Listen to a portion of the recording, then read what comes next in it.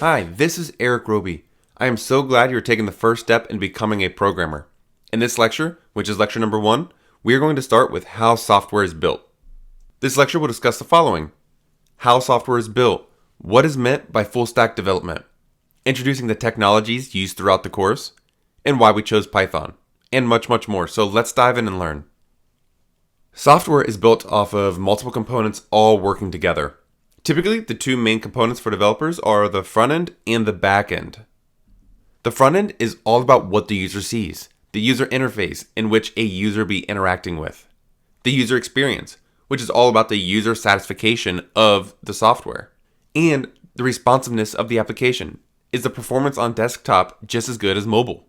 The back end is all about the business logic, so algorithms and data structures on how the data for the application will be used.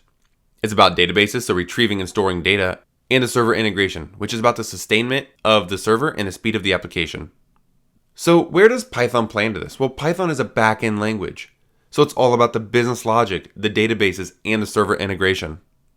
There are so many different back-end languages. There's Python, Ruby on Rails, Java, PHP, Node.js, C++, and so many more. So how do you decide? Well, most people choose Python because it's simple, powerful, and comes with a lot of packages and libraries.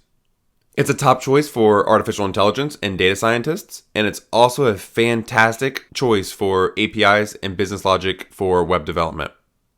Python is growing, and it's on its way to becoming the most popular language to learn.